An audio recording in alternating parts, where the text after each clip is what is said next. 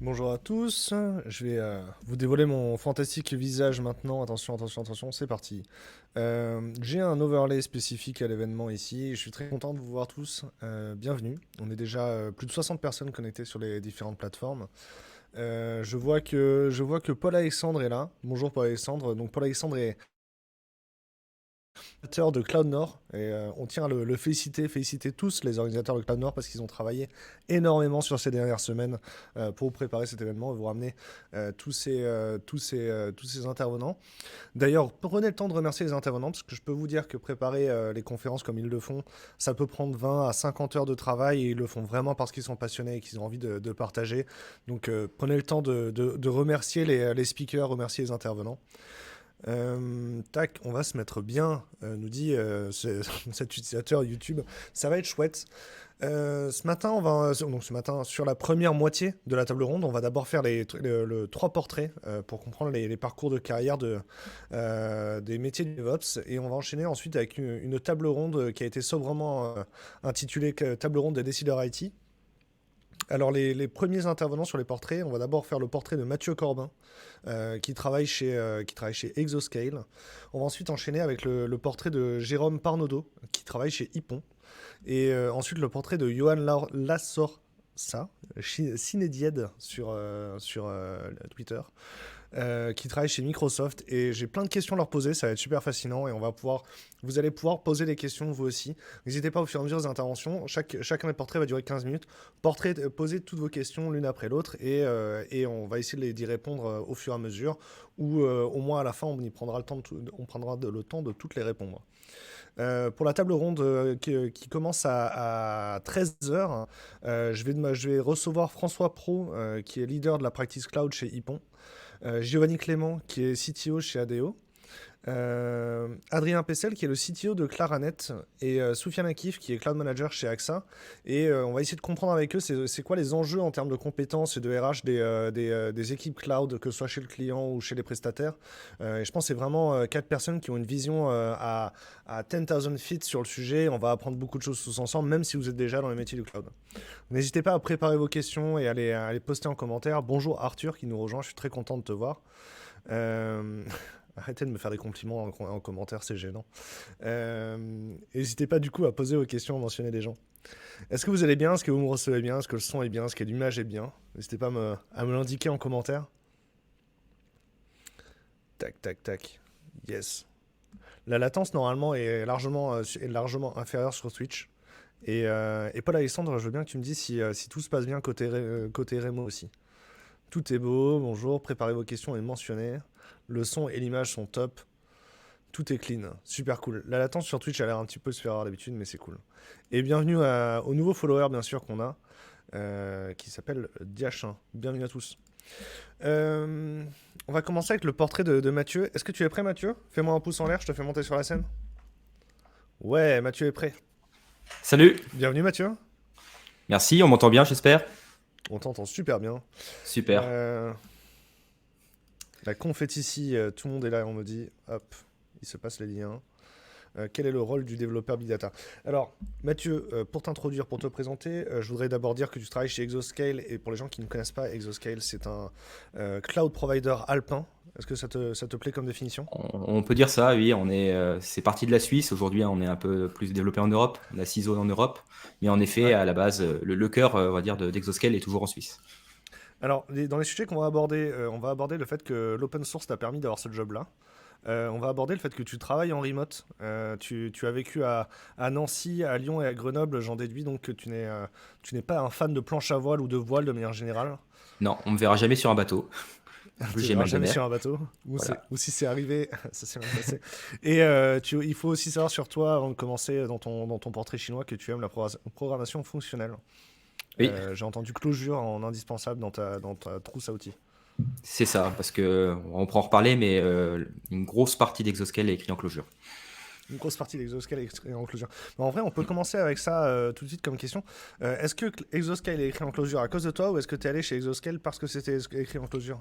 Je suis allé chez Exoscale parce que c'était écrit en Clojure. Pas que comme ça, mais j'ai rencontré le CTO d'Exoscale sur un projet en commun. Ouais. Sur un projet open source qui était écrit en Clojure et c'est comme ça que j'ai été en contact avec l'équipe d'Exoscale. Alors, Qui est le mais CTO d'Exoscale? Pierre-Yves Richard, Ok, et c'était qui quel projet open source sur lequel vous travaillez c'était ensemble? Riemann, un Comment? projet qui a été créé Riemann, un projet qui a été Ouais, écrit par Kyle Kingsbury de uhum, Jepsen, peut-être que certains connaissent, et c'était un outil de monitoring, de stream processing. d'accord. Voilà. Du coup, c'est une question que je me pose sur l'open source. Tu as commencé avec des petites contributions. Est-ce que tu avais des contributions majoritaires sur ce projet-là ou comment Alors, ça se passe? j'ai commencé sur ce projet-là, entre autres, avec des petites contributions, et peu à peu, j'ai fait des contributions plus importantes. Ça commence souvent comme ça, hein, de toute façon. Ouais. Euh, Peu à peu, on maîtrise le projet, on rajoute des choses, et peu à peu, on fait des choses de plus en plus compliquées. Donc, l'open source, c'est souvent comme ça, on commence petit, et peu à peu, ça Mhm. grandit, et on s'investit dans le projet, et puis ça avance comme ça. C'est à quel moment que tu as commencé à faire de l'open source? Est-ce que c'était quand tu étais étudiant dans un milieu recherche? Est-ce que c'était pour du loisir ou parce que tu voulais Euh, corriger quelque chose dans un outil que tu C'était utilisais? au tout début de ma carrière, on va dire. Je faisais de l'open source parce que ça m'intéressait, parce que Mhm. pour corriger des bugs dans des outils, tout simplement, parce qu'il y a des outils dans lesquels je crois et donc que j'avais envie de faire évoluer. Ouais. Des outils que j'utilisais ou non, hein, ça dépend. Et c'est comme ça que j'ai commencé. Donc j'ai contribué à un certain nombre de projets. Mais aujourd'hui, j'écris également et maintiens mes propres projets dans différents domaines. Puis voilà. Mais je fais surtout ça sur mon temps libre. Après, Exoscale, on fait aussi beaucoup d'open source. Surtout, on a beaucoup de librairies qui sont en open source. Donc, on peut dire que j'en fais également au travail en quelque sorte. Il y a une question ici de Baptiste Fautia qui dit quel va être le rôle du développeur web, big data par rapport aux démarches DevOps et DataOps. Toi, ton titre chez Exoscale aujourd'hui, c'est quoi précisément? Alors, mon titre, c'est Squad Lead à la base. Parce Ouais. que, d'ailleurs, je pense que je peux commencer par expliquer finalement ce que je fais. Ouais, ouais. Euh, euh, on- je pense que beaucoup de gens connaissent le cloud, mais Ouais. finalement, on parle assez peu de comment ça fonctionne le cloud. En tant qu'utilisateur, on crée des groupes de machines, on crée un load balancer devant, on ajoute des machines, ça se configure tout seul. On clique sur un bouton, il y a un Kubernetes service qui se déploie, etc. Mais mon job, c'est d'écrire ces produits en fait. C'est ça. C'est d'écrire ces produits. Et je suis également donc le responsable de mon équipe. C'est une équipe de 5 personnes. Et mon rôle, c'est de faire en sorte qu'il n'y ait pas de blocage technique ou organisationnel, gérer la synchronisation avec d'autres équipes ou des choses comme ça. Et donc, j'ai l'occasion de travailler sur des produits comme voilà, le load balancer, le Kubernetes as a service qu'on va sortir bientôt, l'orchestration de machines virtuelles et réseaux. Donc, c'est finalement un métier assez spécifique parce que c'est du développement, mais appliqué à de l'infrastructure, Mhm. où on va piloter de l'infrastructure avec du code finalement. C'est ça un cloud provider. Est-ce que. C'est quoi ton background? T'as fait quoi dans tes expériences avant d'aller chez Exoscale? Alors, moi, j'ai travaillé plusieurs années comme administrateur système à la Mhm. base. Euh, Bien que je codais notamment sur des produits open source, toujours sur mon temps libre.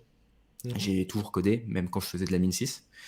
Et donc, j'ai fait quelques années d'administration système en SS2I. J'ai fait un petit passage également dans une startup. Et ensuite, je suis arrivé chez Exoscale où là, j'ai fait aussi de l'administration système au début et peu à peu, j'ai fait de plus en plus de développement. Jusqu'à arriver où j'en suis aujourd'hui, où je fais surtout du dev, mais très lié, comme je dis, très lié à l'infra. Donc, l'expérience d'administration système est obligatoire finalement lorsqu'on travaille sur un cloud provider parce que on ne peut pas écrire un agent qui va piloter des load balancers ou piloter des Kubernetes de service sans avoir des connaissances réseau, des connaissances système, sans bien sûr être expert. C'est impossible d'être. Je ne suis pas ingénieur réseau, je ne suis pas ingénieur système, mais il faut Mhm. quand même de très bonnes bases dans ces domaines pour pouvoir écrire des programmes qui font ça. Et après, on est toujours Ouais, épaulé, bien c'est sûr, sûr. par des experts. On est toujours épaulé par des experts réseau, des gens qui connaissent très bien le kernel ou des choses comme ça, bien sûr. Ouais, c'est ça. Donc, en fait, toi, tu es un développeur qui écrit des logiciels dont le métier est l'admin 6 et le réseau, quoi. C'est ça, oui, c'est exactement ça. C'est si par exemple tu cliques sur le bouton Create Load Balancer sur l'interface d'Exoscale, ça déclenche plein de choses. Et, c'est des agents que j'ai écrits et que j'ai développés, des orchestrateurs, etc. Mm. Ouais. Donc je pense que ça répond un peu à la question de notre collègue. J'ai déjà oublié. En vrai, vous avez posé trop de questions, vous avez fait trop de commentaires dans le chat, surtout sur Twitch. Il y a Myriam qui s'est fait ban parce qu'elle a écrit en all caps. Elle est revenue ensuite en écrivant plus en all caps, etc. Donc il se passe plein de choses sur le chat et je vais essayer de garder des questions pertinentes. Ok. C'est ça. Donc quelle était la place du développeur au final? Donc le DevOps, le DevOps, c'est quand même quelqu'un qui est un développeur en premier. Est-ce que Alors c'est moi, correct de moi, dire comme moi, ça? moi, je me dis pas vraiment DevOps aujourd'hui. Pour moi, je suis un développeur. Après, mon métier finalement, le produit d'un cloud provider, c'est de la tech et c'est de l'infra. Donc forcément, ça demande des compétences infra, mais je reste un développeur. Et je pense qu'il y a toujours besoin d'administrateurs système, d'ingénieurs réseau, d'ingénieurs système, même quand on travaille sur des cloud providers, quand on n'est pas chez un cloud, mais qu'on travaille sur un cloud provider, enfin, avec un cloud provider, sur Amazon Mhm. ou chez nous ou sur OVH. Il y a toujours besoin d'ops. Mais oui, en effet, je pense qu'il faut quand même avoir une vision d'ensemble, que ce soit dev. Il faut savoir Ouais. comment fonctionne, comment on déploie nos produits, comment les produits sont monitorés, comment les logs sont gérés, etc. Et côté ops, bien sûr, travailler sur la reproductibilité, l'automatisation, qu'est-ce que je mets en place pour aider les devs, etc. Et d'ailleurs, une note là-dessus, c'est qu'à Exoscale, les développeurs sont d'astreinte. Donc on est d'astreinte sur nos propres produits. Donc ça demande forcément, et on est autonome sur nos produits, c'est-à-dire que c'est nous qui gérons les déploiements en prod, etc. Donc en effet, Mhm. ça demande un peu des compétences sur de la CIA, sur du déploiement et sur savoir investiguer parfois des problèmes d'infrastructure. Moi, Tu c'est sais que ma semaine d'astreinte, par exemple. Là, donc, si je suis réveillé à 2 heures du mat parce qu'un load balancer ne se crée pas, alors c'est pas censé arriver, il faut savoir aller où chercher, bien qu'il y a de la documentation, il faut savoir quand même investiguer. Tu sais que j'ai eu la conversation avec. On a eu la conversation ensemble, mais j'ai eu la conversation en préparation avec d'autres intervenants.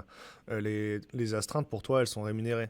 Et Oui, bien ça sûr. t'avait étonné que je te pose la question, mais en vrai, il y a beaucoup de boîtes où on passe au DevOps, on met un téléphone d'astreinte, mais les gens, ils sont pas rémunérés pour les faire, hein. Ouais, c'est surprenant et c'est un peu désolant, hein, pour être franc, parce que l'astreinte, c'est très contraignant.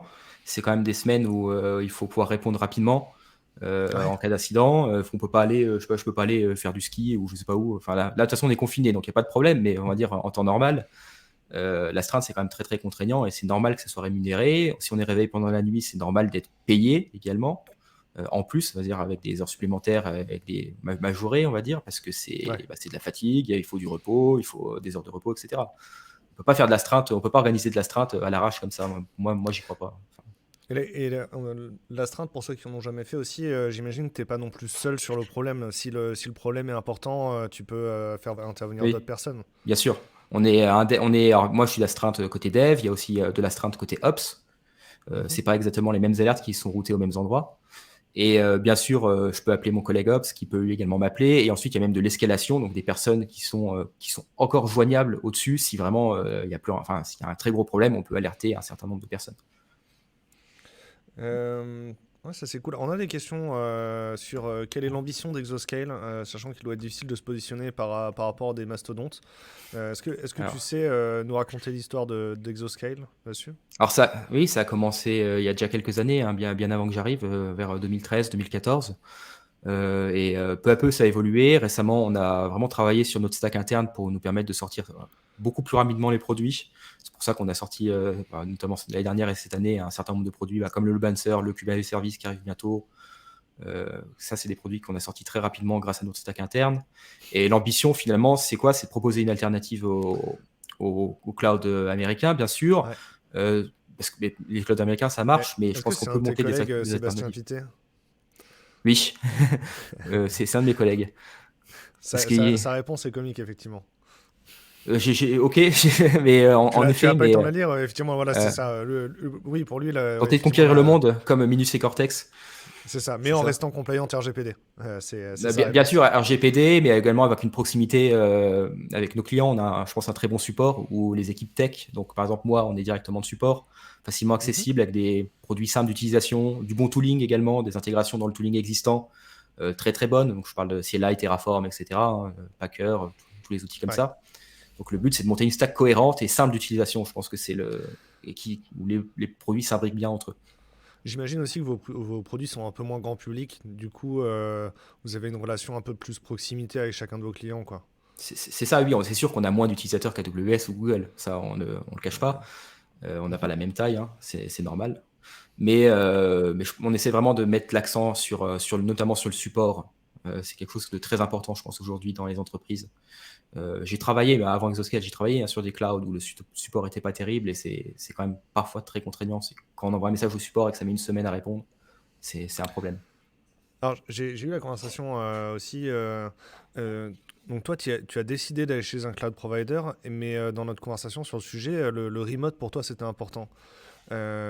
J'ai eu souvent la conversation sur les GAFA vont débaucher tous nos collaborateurs sur le cloud, etc.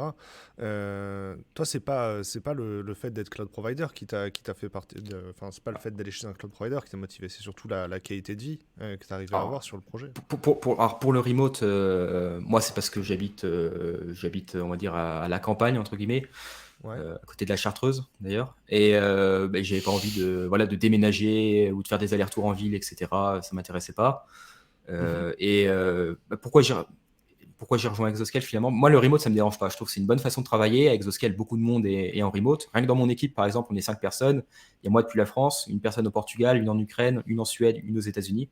Il y a vraiment des gens de partout et tout le monde travaille bien comme il faut. Et donc, j'ai rejoint Exoscale en partie pour ça, mais aussi pour le challenge technique. Parce que, comme tu l'as dit, il y a de la concurrence en face. Il y a les GAFAM, il y a Mhm. des grosses entreprises, etc. Et c'est des stacks. Le produit, c'est un produit tech.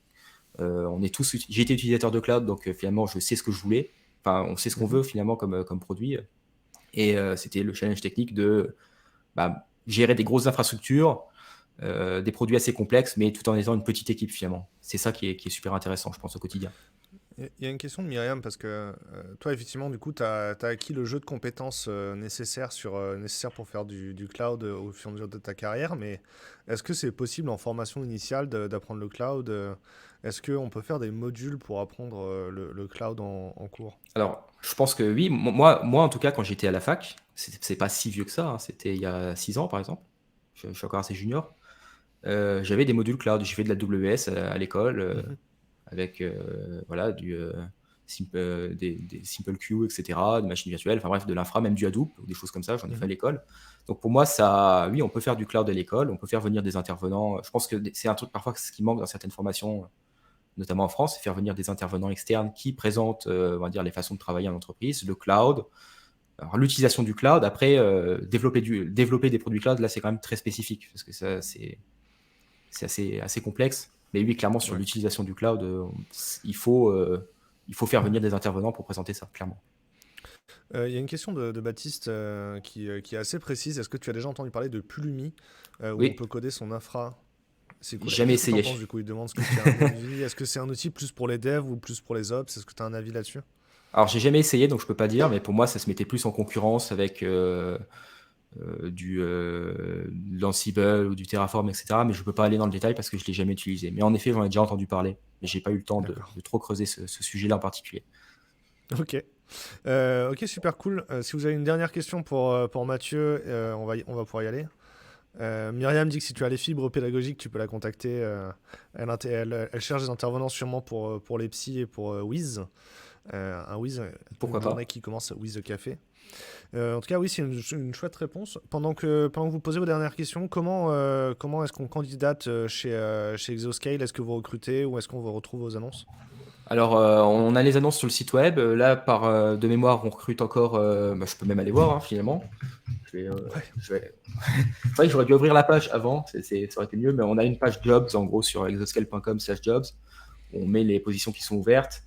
Et pour l'instant, par exemple, on a un poste d'ingénieur système qui est ouvert. Donc ça va être plus être développement kernel, LibVirt, KVM, euh, et également réseau, donc tout ce qui est BGP, VXLAN, BGP, VPN, ou des choses comme ça. Donc plus quelque chose d'assez bas niveau, avec du Ouais. C et du Go. On a également des offres pour des stagiaires et un poste de plus orienté sales, on va dire manager, qui est également ouvert à Lausanne, en Suisse pour le coup. Mais sinon, les postes, on va dire, par exemple, d'ingénieur système, les postes techniques sont ouverts, on va dire, au remote, à l'international. Il y a beaucoup de juniors qui nous suivent. Typiquement, quelle formation ou quelle compétence, quel sujet un junior qui va faire un stage chez Exoscale aura abordé dans sa formation? Qu'est-ce qui fait un bon candidat? Alors, un bon candidat, je pense que ça va être juste quelqu'un de curieux. Je pense que à l'école, on voit généralement des choses assez généralistes. On peut Mhm. pas. Le stage, c'est pas fait pour arriver à être un expert et c'est fait pour apprendre avant tout. Ouais. Un stage. C'est beaucoup d'entreprises utilisent les stagiaires comme au lieu d'embaucher, c'est vrai, mais c'est pas notre cas. On est vraiment là pour faire monter en compétence les stagiaires. Et un stagiaire chez nous aura l'occasion de travailler. Je peux donner des exemples. Là, on a eu des alternants, des stagiaires qui ont pu travailler sur, par exemple, notre block storage. Donc on a un Object Store compatible S3, donc ça peut être des choses sur lesquelles les gens travaillent, sur notre offre Kubernetes et services, développer du tooling ou des choses comme ça. Donc ça peut être des choses parfois, je pense, très intéressantes. Moi qui m'aurais plu si j'aurais fait un stage à l'époque chez Exoscale, ça peut être on a aussi des postes plus orientés front-end, etc. C'est vrai que moi je parle souvent d'infra parce que c'est mon domaine. On a aussi on peut faire du front en tant que stagiaire, mais en tout cas, voilà, on travaille quand même sur des sujets assez intéressants, je pense. Ok, super cool. Bah écoute, merci beaucoup. De rien. Je vais te faire descendre à la scène et je vais faire venir Jérôme et on va pouvoir échanger Ça avec marche. lui sur les mêmes questions. Bienvenue Jérôme. Est-ce que tu Ouais, vas bien? ouais, bonjour Damien, bonjour à tous. Super content T'entends d'être. pas Jérôme. Vous m'entendez pas? Allô? En même temps, moi j'ai des nouveaux commentaires. Pas. Vous m'entendez pas? C'est bugué. Ça y est, ça vient d'arriver. Tu m'entends là? On t'entend de Ok. loin, mais on t'entend. Ça va aller. Écoute, ne bouge pas. Je bouge pas. Ouais, bonjour à tous. Super content d'être à la conférence Cloud Nord pour aujourd'hui, en plein confinement. Est-ce qu'il y a des choses qui t'ont plu dans l'intervention de Mathieu juste avant? Est-ce qu'il y a des choses qui ont attiré ton attention que tu voudrais retenir absolument? Enfin, le fait que Exoscale, ça soit une boîte, on va dire, concurrente, sur une activité concurrente à AWS ou Google ou Azure, je trouve ça intéressant. Ça permet de voir un petit peu encore un autre aspect des métiers qu'il y a sur le cloud. Donc là, on est vraiment derrière la scène, sous le capot, donc à mettre en place des services de haute disponibilité. Voilà, j'avais entendu parler de kernel Linux, ça me fait un peu peur. Toi, t'es bien une personne qui met les doigts dans le système. Ouais, moi je préfère utiliser, ouais. Pour moi, sudo apt-get, ça doit marcher tout seul. Je vais te Exactement. présenter, Jérôme. Jérôme, tu travailles chez Ypon, tu es Solution Architect Senior chez Ypon. Je ne dirai pas ton âge, mais tu as déployé ta première CI/CD avec Hudson. Et à l'époque, tu étais développeur Java. Est-ce que c'est correct? Tout à fait, Damien, tout à fait, ouais. Ça remonte à une Euh, certaine époque, ouais. J'espère que dans les commentaires, ils connaissent Hudson. Moi, en tout cas, les commentaires, je les vois plus, donc je vais sûrement refresh l'onglet et ça va clignoter. Et je veux bien, pendant ce temps-là, que tu nous rappelles, que tu nous expliques un peu ton parcours. Écoutez, ouais, enfin en termes de parcours, moi j'étais pas du tout prédestiné à faire du DevOps au départ. Donc du coup, en fait, donc sorti d'une école d'ingé informatique, Polytech Montpellier pour pas la citer. J'ai fait 11 ans de développement Java. Donc j'ai passé plusieurs postes, vraiment développeur, chef de projet, tech lead. Et puis au bout d'un certain temps, on va dire, moi j'avais l'impression de m'ennuyer un peu sur la partie code. Enfin, j'ai l'impression que c'était toujours un petit peu la même chose. Et j'étais pas mal impliqué sur tout ce qui était automatisation, justement tout ce qui était test unitaire, la mise en place d'outils à côté des développements. Et donc, j'ai décidé de partir plus dans cette voie-là, quoi. Et c'est ainsi que j'ai pu découvrir en fait des outils comme Ansible ou Puppet. Et ça, en fait, ça m'a permis de basculer, on va dire, à un moment vraiment sur du DevOps pur, où là, j'ai repris de la formation, donc on va dire admin 6, réseau, etc. Et pour terminer sur du AWS. Voilà. Ok, Et super cool. Ouais. Du coup, c'est Ypon qui t'a formé à AWS. alors c'est Ypon qui m'a formé à AWS, tout à fait. Donc en tant que partenaire, on avait eu une grosse formation pendant 5 jours. Et ça aussi, c'était un des aspects, par rapport aux questions que soulignait Mathieu, c'est que la formation, en fait, c'est vraiment important de pas envoyer les gens un peu en mode casse-pipe sur des sujets qu'ils maîtrisent pas. Je pense que c'est important de les former voilà. Enfin, il y a des formations en ligne, il y a des formations en présentiel. 5 jours, 5 jours sur un sujet, ça permet de vraiment rentrer dans le détail et peut-être faire la moitié du chemin et pouvoir commencer sur des sujets plus facilement. Et là, ouais. C'est vrai que la majorité des gens qui ont ton type de poste, ils ont déjà une première expérience. Est-ce que c'est parce que les formations préparent pas forcément correctement à ce type de poste? Je pense on parle de formation plutôt technique et de toute façon rien ne remplace la pratique, hein, bien évidemment, mais il y a toujours plusieurs façons d'aborder les choses et d'avoir au moins une ligne directrice, la façon dont on déploie alors, un VPC sur AWS, par exemple. Enfin, je pense que c'est des choses importantes et qui permettent justement d'être guidé et de rentrer plus facilement dans les fonds des problèmes, quoi. Mais encore une fois, il faut pratiquer, hein. Ton métier aujourd'hui, du coup, c'est de réfléchir à l'architecture des entreprises ou du système d'information au niveau de l'entreprise, c'est ça? Ouais, alors c'est ça. Je dirais qu'il y a trois choses. D'une part, en fait, on réfléchit sur la mise en œuvre de systèmes. Alors parfois ça va être des POC, parfois ça va vraiment être des systèmes qu'on peut voir aller jusqu'en production avec des grosses fonctionnalités. Donc ça, il y a une partie un peu réflexion, proposition d'architecture, etc. Et la deuxième chose, c'est bien évidemment l'implémentation, parce que c'est vraiment important de pas se couper entre, je dirais, les missions de conseil des missions de réalisation. Donc évidemment, enfin, j'implémente des produits au sens Scrum, des produits qui vont jusqu'en production. Et la troisième partie, c'est le run. Donc, on va parler d'observabilité, de monitoring. On va essayer de faire des points, avoir des KPI, voir qu'est-ce qui marche bien, qu'est-ce qui marche moins bien, comment je peux améliorer ces choses-là, et dans un cycle un petit peu d'amélioration continue. Ok. Tu accompagnes les clients sur du Move to Cloud aussi, tu m'as dit? Ouais, tout à fait. C'est vrai que le cloud, je vais pas dire que c'est un standard, mais pas loin. Maintenant, le cloud offre des possibilités aux entreprises vraiment énormes. Via les modèles de paiement à la consommation, on peut très bien passer des gros traitements sur des machines, de très grosses machines qu'on n'aurait pas forcément les moyens de se payer. Il y a la partie machine learning, etc., etc.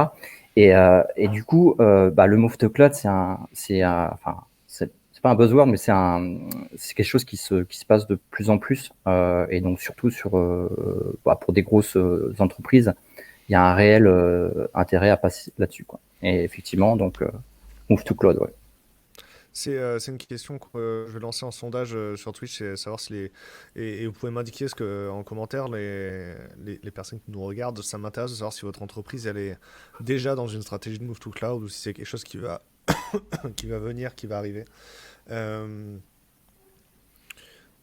C'est quoi les intérêts? Qu'est-ce qui motive les clients en général sur le move to cloud? Tu as dit c'est de pouvoir avoir des grosses machines spontanément, c'est l'élasticité. C'est l'élasticité, c'est ce principe de pouvoir avoir rapidement quelque chose sans investir énormément en termes d'achat de machines, etc.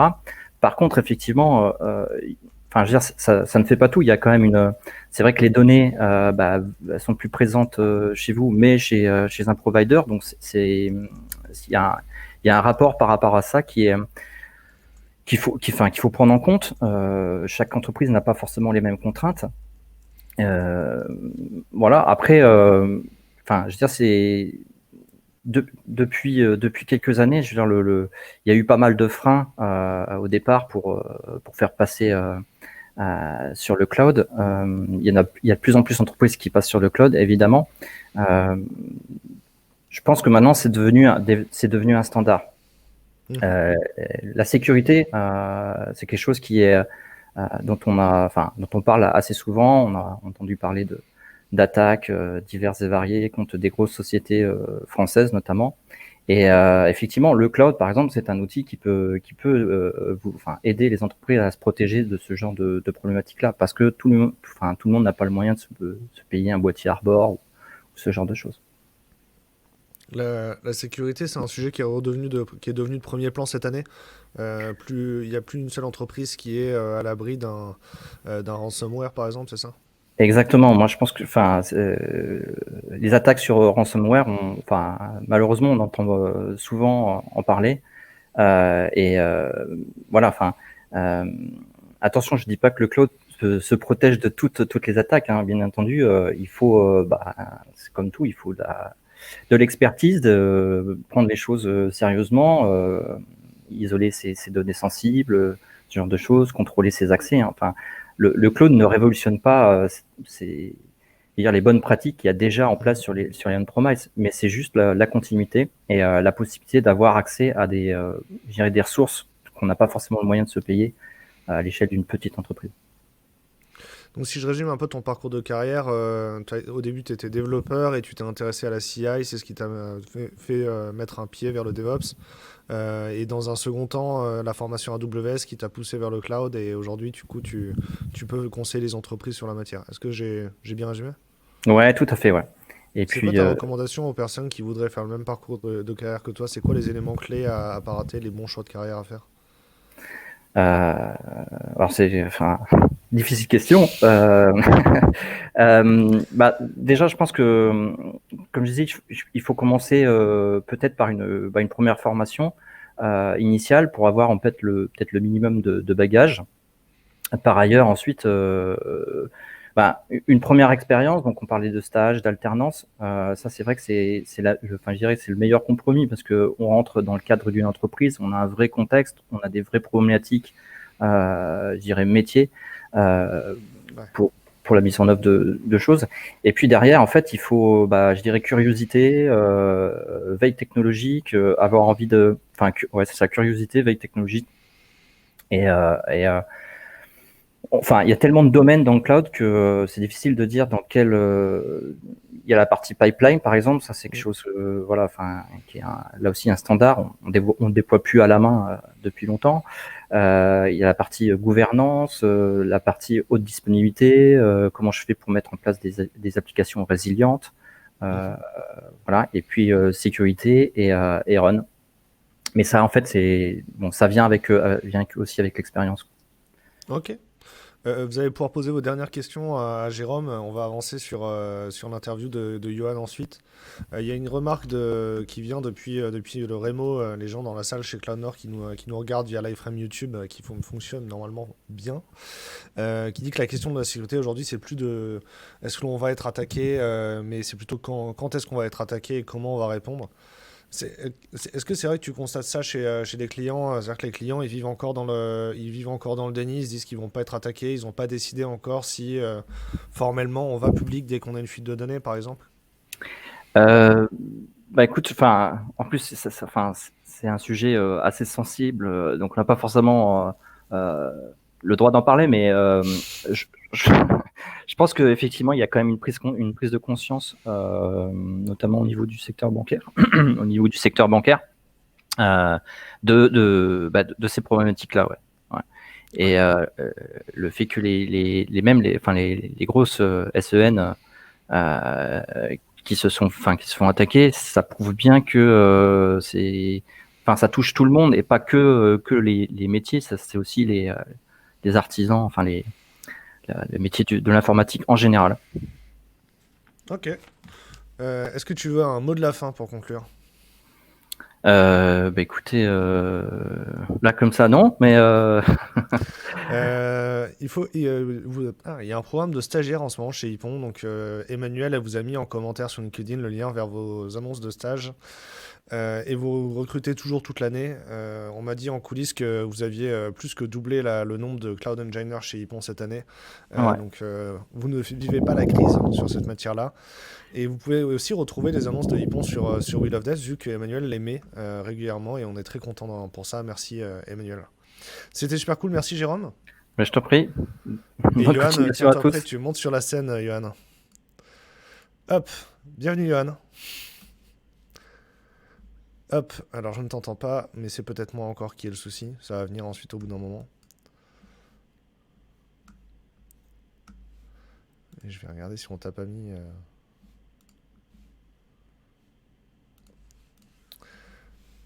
Ah non, on t'entend pas non plus ici. Il faut que tu.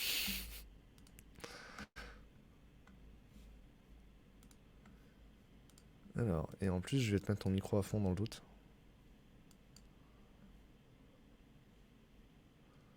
Ouais.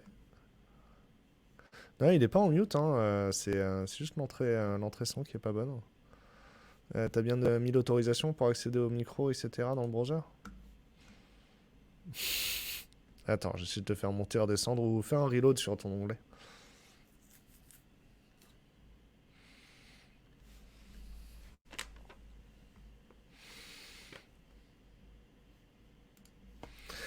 Pour les personnes qui sont qui sont encore dans la, comment ça s'appelle, dans la backroom. Ah, on t'entend. Ah, ça marche mieux là? Ouais. Ok. Micro-cravate, c'est fantastique. Bah j'ai mon backup quoi. Je sais pas pourquoi, j'ai l'impression que le logiciel a pas pris le bon micro, mais du coup voilà. Si on m'entend, c'est ce qui Ok. compte. C'est bon, mais criez pas. C'est bon, on t'entend.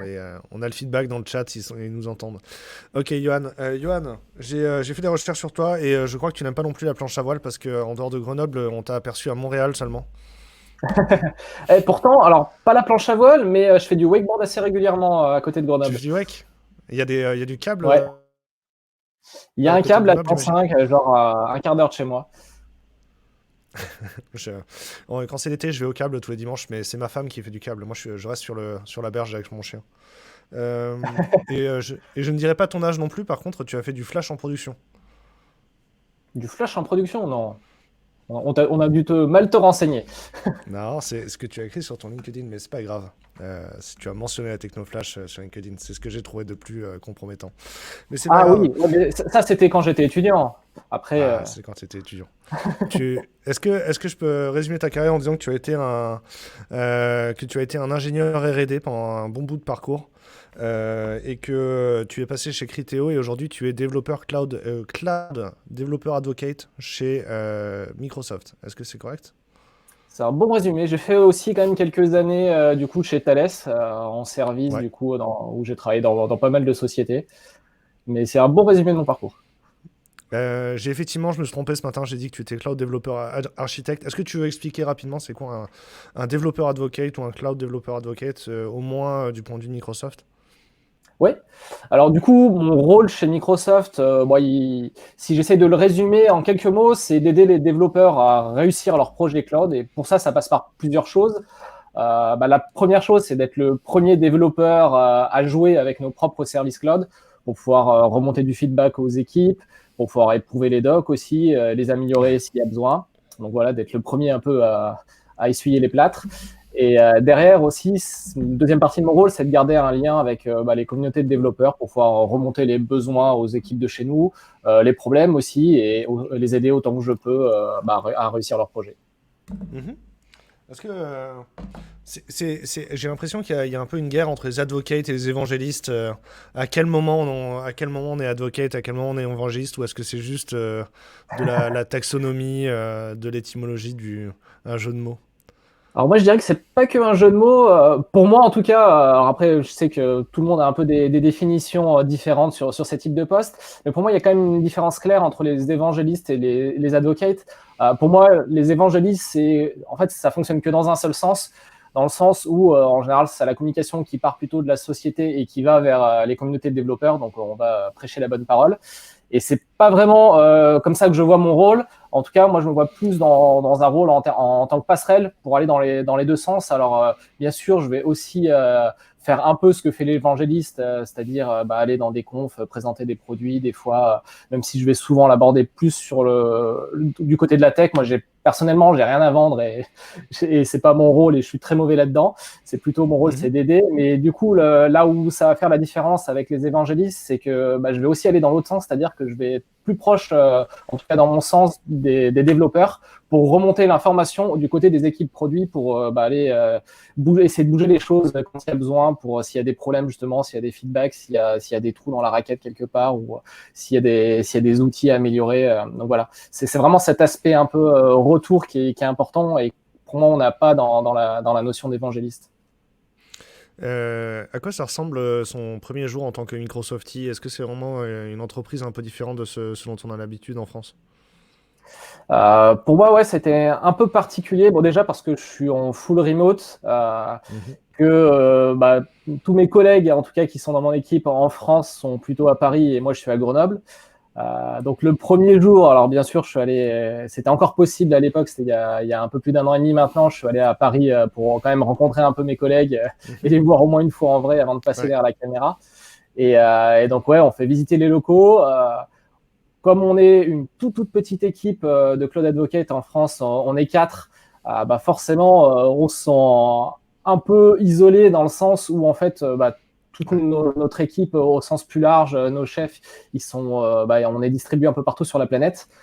Moi, personnellement, j'ai eu des managers qui étaient, j'en ai eu 3 depuis que je suis arrivé, qui ont été à la fois en Australie, aux États-Unis ou en Angleterre. Donc, ça change pas mal la façon dont on travaille au quotidien et dont on s'organise. Donc, pour moi, le plus gros choc des cultures, ça a été aussi parce que je suis passé du mode traditionnel sur place en mode full remote, ce que j'avais jamais fait avant. Donc, ça a aussi été une grosse partie de ce qui m'a surpris au début.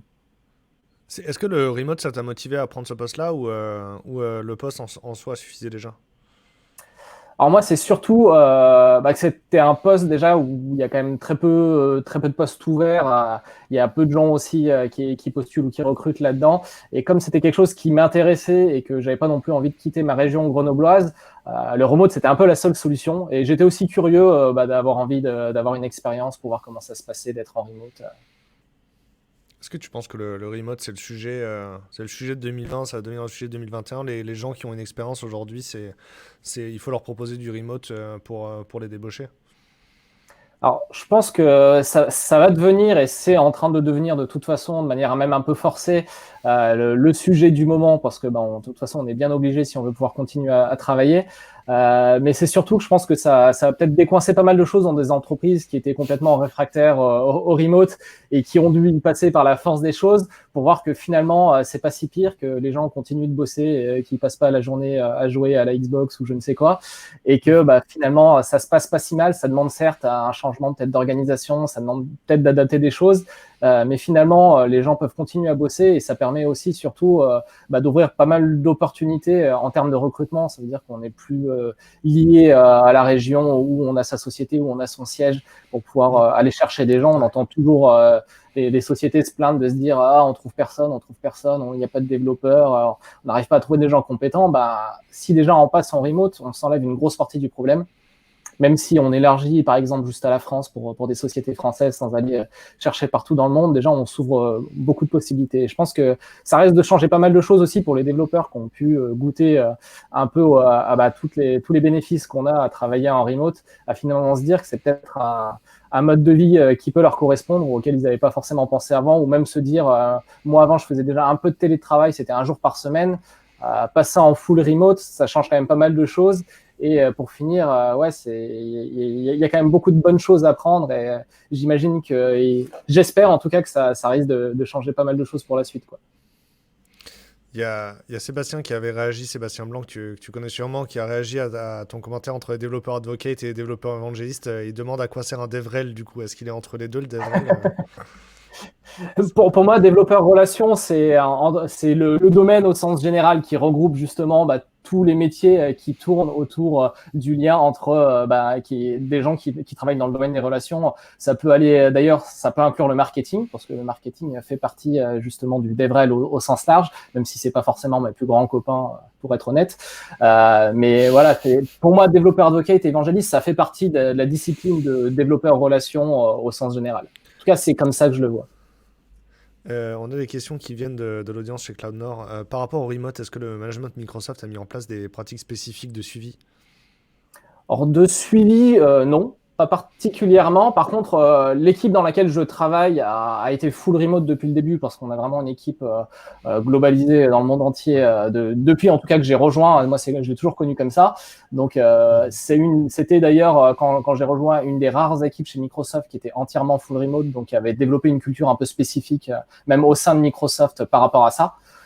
Donc, il y a beaucoup d'outils, beaucoup de process qui ont été mis en place pour travailler efficacement. Par contre, en termes de suivi, en tout cas, personnellement, j'ai pas spécialement de connaissances.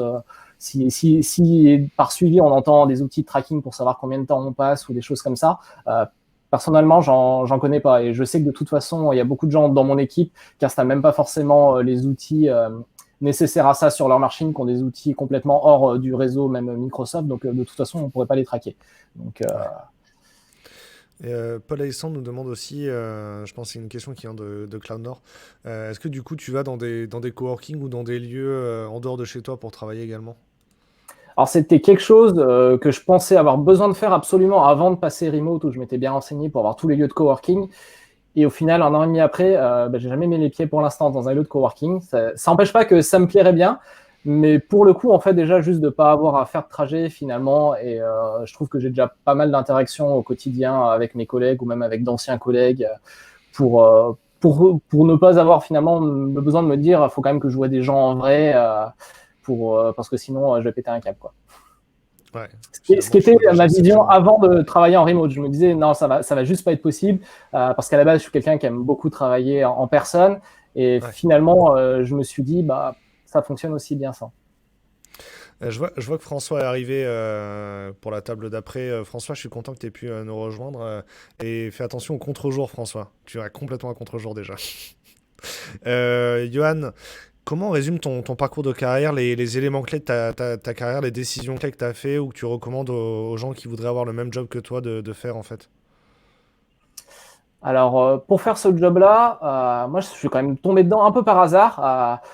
Lorsque je faisais du service, c'est surtout grâce à un de mes anciens collègues que j'aimais beaucoup et qui m'a appris beaucoup de choses à l'époque quand j'étais chez Thales, qui m'a donné aussi l'envie de commencer à partager en faisant des talks, en faisant des meet-up, en faisant pas mal de présentations en interne, en montant même une formation. On était arrivé jusque-là, qui m'a donné un peu le goût vraiment de partager et d'échanger avec les autres. D'ailleurs, c'est lui qui m'a un peu plus tard coopté chez Microsoft. Donc, toujours la même personne. D'ailleurs, je vais le remercier à l'antenne. Merci, Jérémy. Pour le coup, le parcours, si on veut vraiment tomber un petit peu dans le milieu des développeurs relations, faut pas se donner des barrières. L'idée, c'est vraiment d'essayer d'être curieux, d'aller voir les gens, d'aller s'intéresser à tout ce qui se passe autour de soi, au meet-up, d'aller dans les conférences, d'aller discuter au maximum, d'essayer de varier son expérience. Moi, j'ai toujours été curieux. Je me suis pas focalisé à la base sur un domaine en particulier. J'ai commencé en tant que développeur mobile. J'ai fait de l'IoT, j'ai fait de l'embarqué, du système avant de tomber beaucoup plus côté web, de faire du cloud et justement de monter un peu côté distribué et d'aimer ça et donc de continuer à le faire. Donc pour moi, je suis pas un développeur qui est vraiment dans un carcan, même si je me focalise beaucoup plus en ce moment dans le web. Donc tant qu'on reste curieux, qu'on a envie de continuer à apprendre, je pense que c'est les caractéristiques vraiment les principales si on veut s'orienter vers ce genre de métier. Et bien sûr aussi d'aimer partager avec les autres. On a un peu de retard sur notre programme, mais il y a une question ici qui dit est-ce que la vidéo en réunion c'est la norme? C'est une question qui vient du Rémo. Est-ce que des fois tu es la seule personne en visio dans une réunion où tout le monde est autour d'une table? Ça arrive rarement chez nous.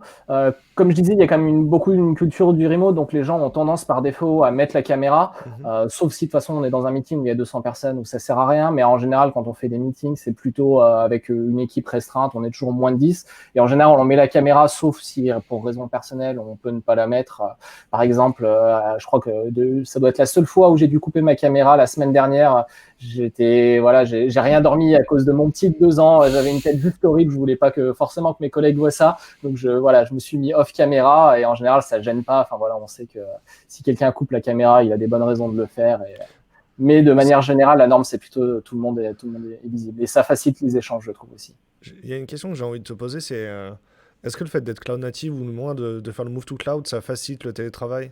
Est-ce qu'au final, ça nous libère pas de cette contrainte d'être à côté des machines, comme on peut voir, par exemple, au Crédit Mutuel CIC, où ils ont gardé 1500 développeurs à côté du data center en plein Covid, quoi. C'est sûr que si on a besoin de gérer son propre cloud et que, je sais pas, on a des serveurs, on a des disques durs qui crashent ou des interventions à faire, ça va pas être magique.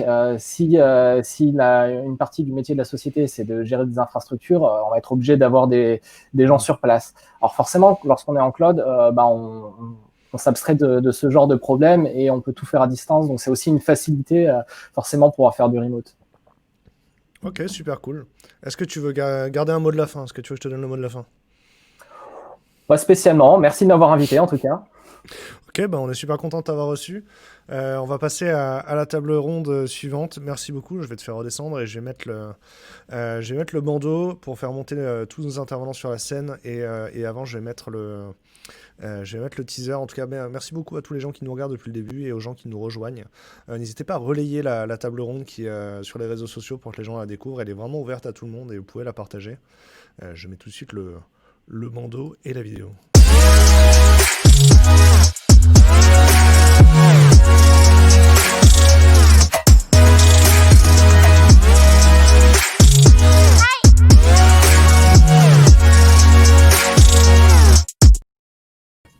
Donc Giovanni, Soufiane, Adrien et François, vous êtes tous sur la scène avec moi. Est-ce qu'on vous entend bien? Bonjour. Bonjour. Bonjour. Bonjour.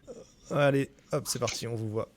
Je vais vous présenter un par un, d'accord? Comme ça, on vous identifie bien.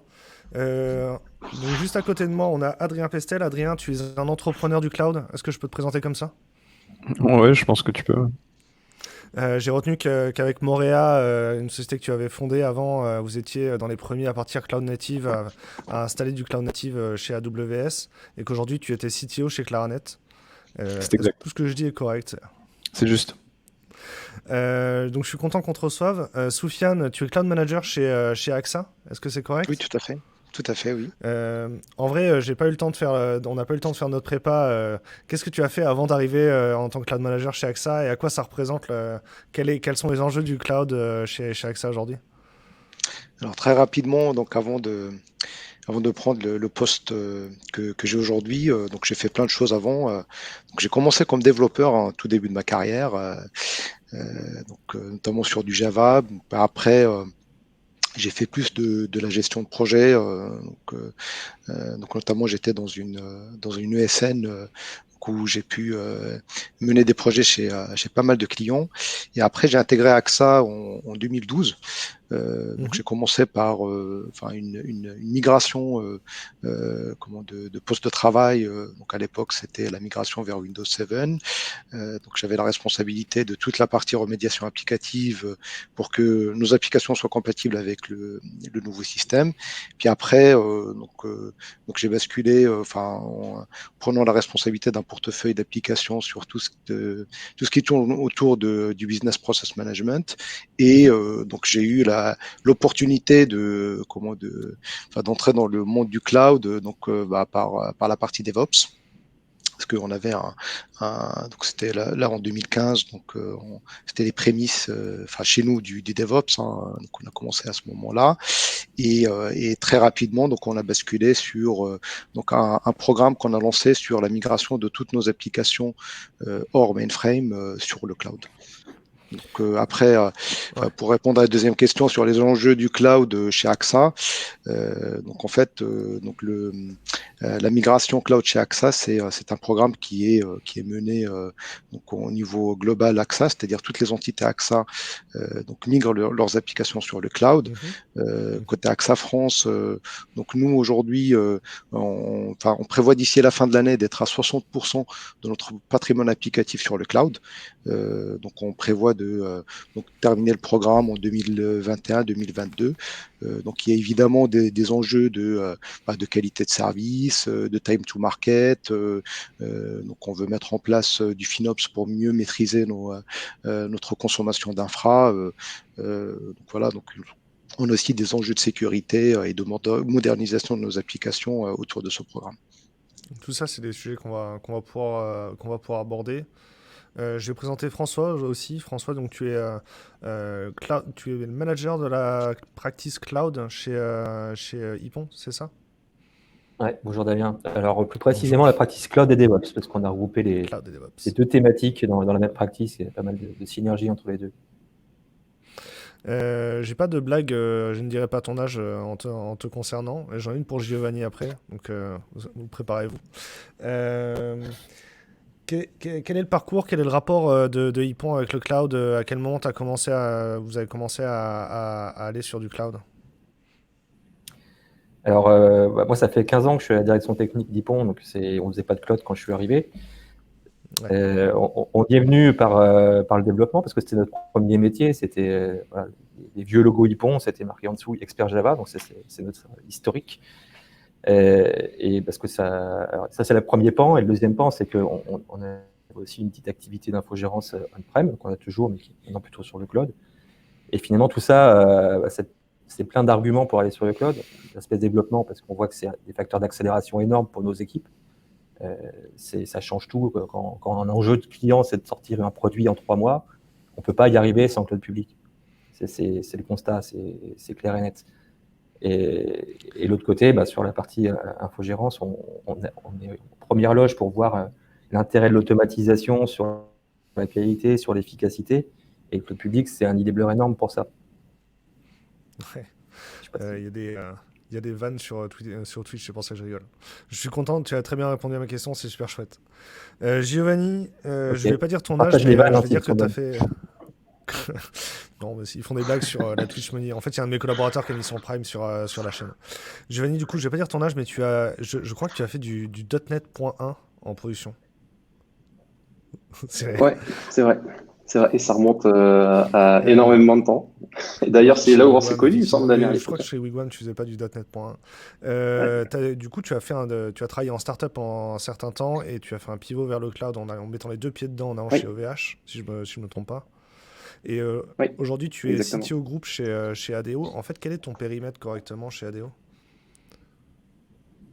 Alors, chez ADO, mon périmètre, c'est principalement l'orientation de l'engineering, la gestion des infrastructures et des opérations. Ok. Donc, sur les opérations, on peut vulgariser sur la qualité de service global du groupe. Donc, amener en tout cas l'ensemble des business units à utiliser des outils qui leur permettent d'accélérer. Sur le point de vue engineering, c'est travailler l'efficience, en tout cas des outils logiciels.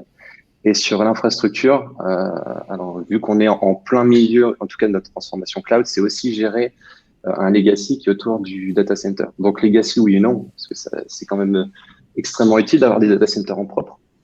Et ça permet aussi d'avoir une stratégie cloud un peu hybride avec des plans de débordement euh, et en tout cas avoir une stratégie réseau qui est adaptée à faire du public et du privé.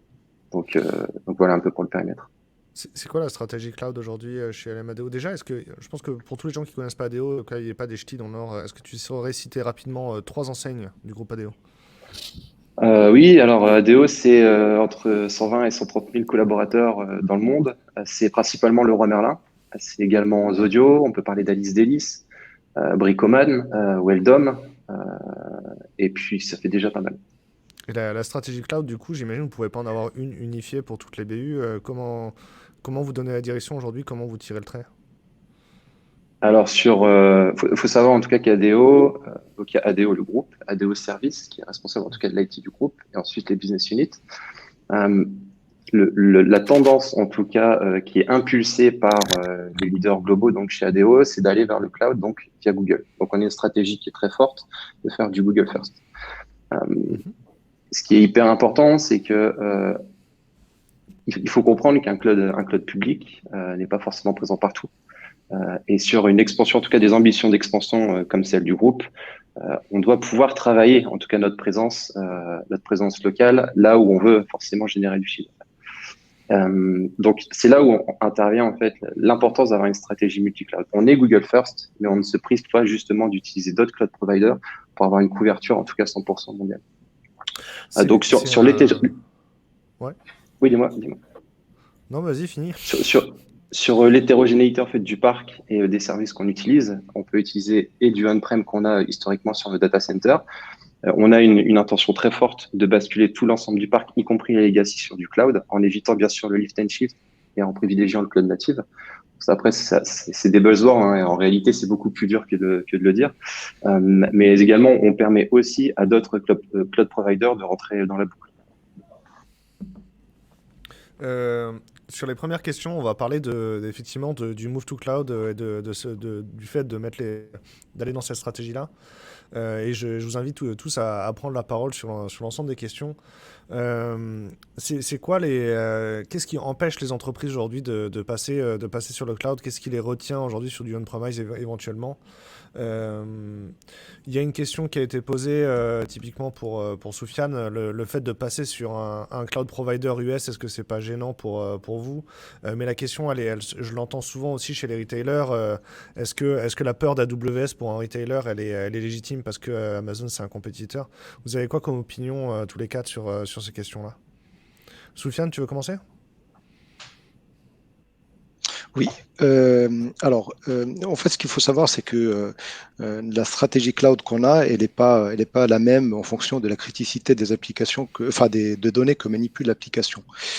C'est-à-dire que, par exemple, donc on a fait une classification des données en 4 gros segments, hein, public, interne, confidentiel et secrète.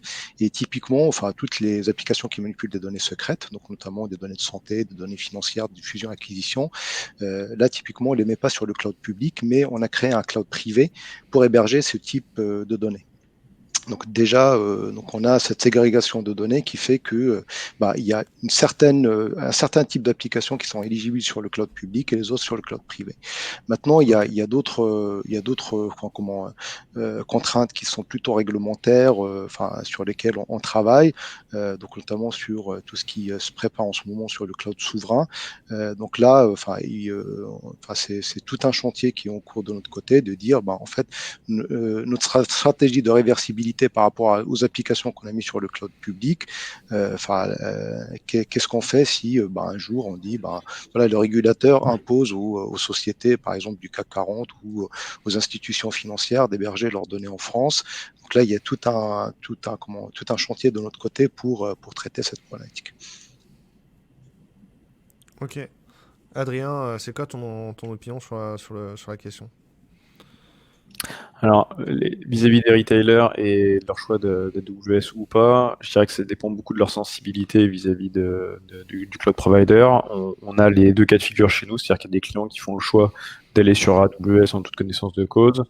Je pense que la question est légitime de leur part vis-à-vis de la compétition qu'il y a en direct avec la marketplace, où on a vu des choses se passer en termes d'actualité où il y a un vrai potentiel conflit d'intérêts.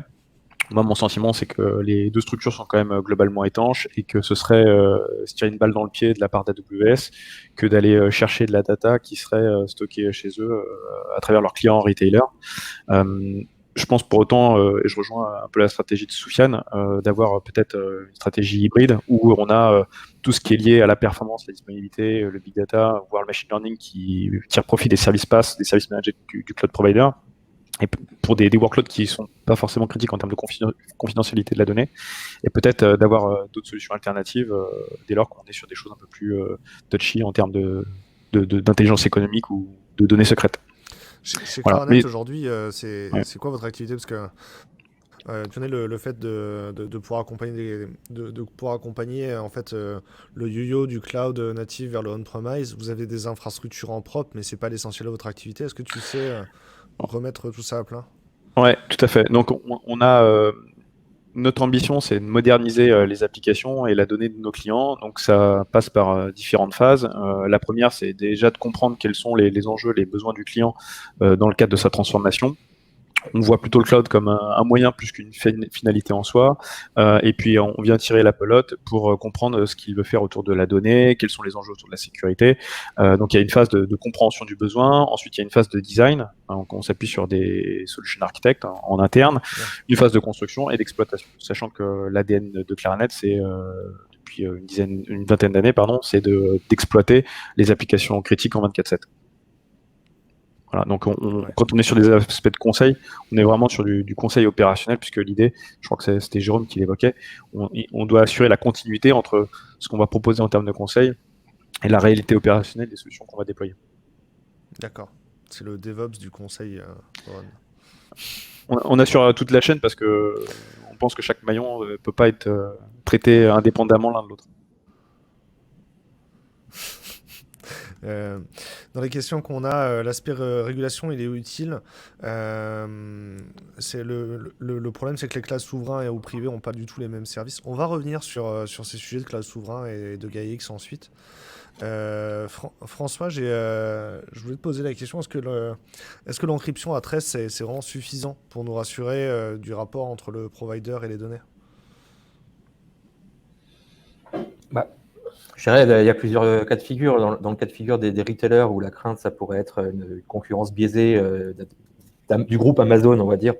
Moi, mon sentiment, c'est que j'y crois pas, dans le sens où ça serait un risque tellement énorme pour la branche AWS que ça n'aurait pas de sens de le prendre. Là où ça, je pense, plus, faut vraiment le prendre en compte, c'est quand on parle d'intérêt stratégique au niveau étatique.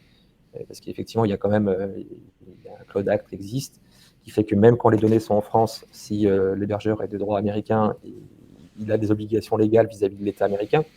Donc ça, c'est des conditions pour moi qui justifient de mettre en place des architectures plus lourdes, où on va avoir des doubles encryptions avec des clés privées qui sont stockées en dehors du cloud et qui vont pouvoir permettre de concilier l'efficacité et l'agilité des services qui sont vraiment plus avancés sur les clouds publics américains.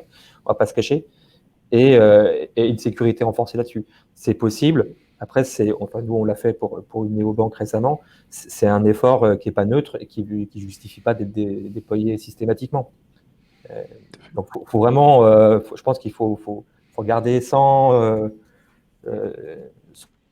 trop de sentiments les risques réels et faire une évaluation des risques qu'on présente et décider en fonction. Ok, c'est cool. Giovanni, est-ce que tu veux résumer J'ai déjà posé toutes les questions. Tu vas poser tout. Sous un point de vue, on va dire retailer, je pense que je suis dans la continuité en tout cas de ce qui a été dit, surtout par Sofiane et Adrien, mais il y a quand même un conflit, en tout cas un conflit d'intérêt, voilà, un conflit de valeur, en tout cas de travailler chez Amazon. Alors de par le vendor locking, alors, je suis très open source, donc forcément l'activité de l'open source ne me renforce pas dans le choix d'Amazon. Mais globalement, utiliser Amazon, c'est aussi cautionner qu'il faut de l'e-commerce à côté. Donc c'est aussi donner de l'argent à une structure, même si elle est différenciée. Je crois pas non plus au data leak, à l'utilisation stratégique de données stockées par un client pour favoriser l'un ou l'autre ou une structure chez Amazon. Pour le coup, j'y crois pas trop. Mais effectivement, ça implique d'être quand même outillé. Effectivement, adresse oui, mais pas que. D'être conscient aussi des risques, parce qu'il y en a forcément. Et on parlait du coup d'acte aussi. C'est effectivement, en tout cas, une contrainte, on va dire, sur l'utilisation, en tout cas le stockage, le contrôle de la localisation des données, quels services pass on utilise et pourquoi favoriser le off-prem ou le on-prem. Donc, pour en revenir en tout cas à Amazon, je pense qu'on est plus, en tout cas, vu du retailer sur un conflit de valeurs qu'un risque autour de la sécurité, même si celui-ci est d'autant plus présent.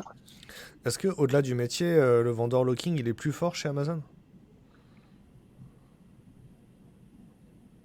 C'est pour moi la question, ça? Ouais, clairement, tu réagis à ce que Okay. J'ai cru Alors, l'entendre dans ton propos. Plus fort, c'est difficile à évaluer, mais Amazon est aussi connu pour son vendor locking. Maintenant, c'est aussi connu pour sa qualité de service et c'est aussi connu pour la facilité d'utilisation de ses services.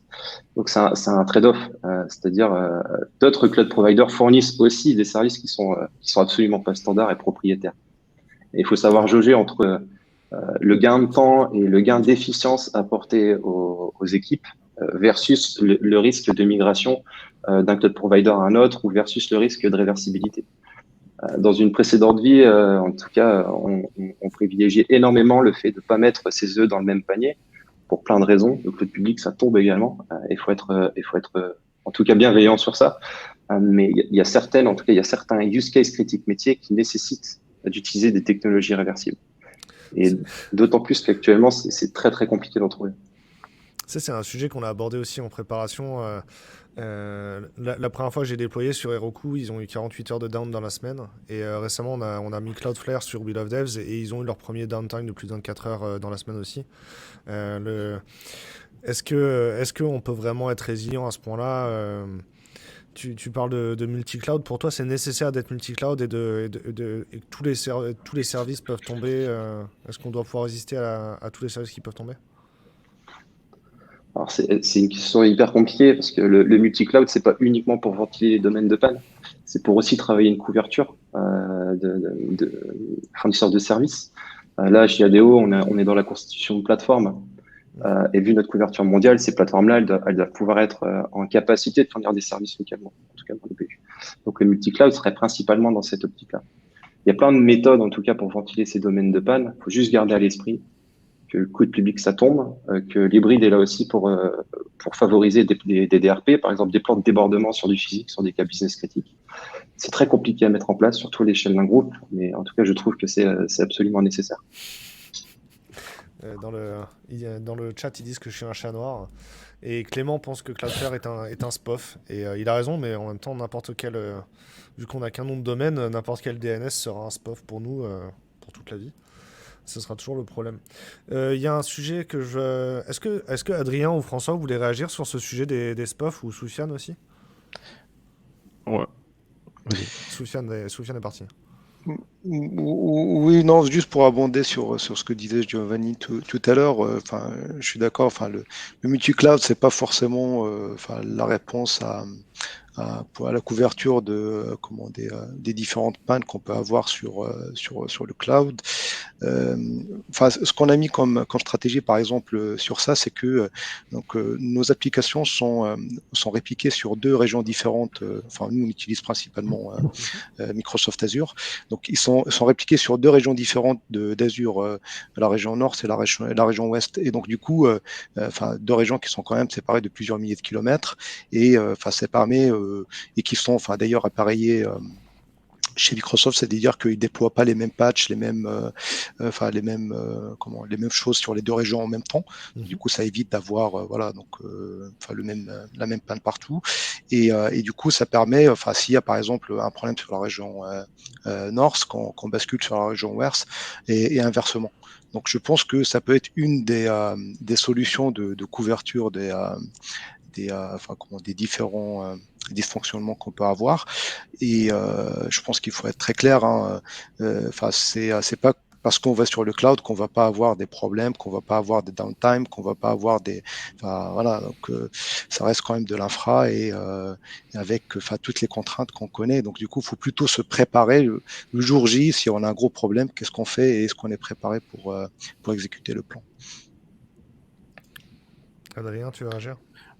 Ouais, le multi-cloud, c'est quelque chose qui est multi-facette. Je pense que c'est important de trouver la bonne réponse adaptée aux bons besoins. Je vais pas donner le même conseil à une startup qui est un pure player et qui vient de démarrer, qui a besoin de prototyper quelque chose rapidement et de vérifier qu'il y a de la valeur derrière son projet. D'aller dans plusieurs cloud providers, ça demande un investissement qui est colossal.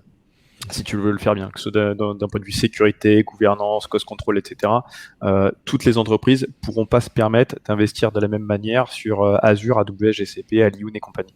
Nous, on constate en interne chez nous pour pouvoir couvrir tous les cas, vraiment en profondeur sur les différents cloud providers, ça demande un investissement colossal. Donc, je dirais que ça dépend des ambitions, des enjeux, et que la réponse est pas unique en fonction de chaque business.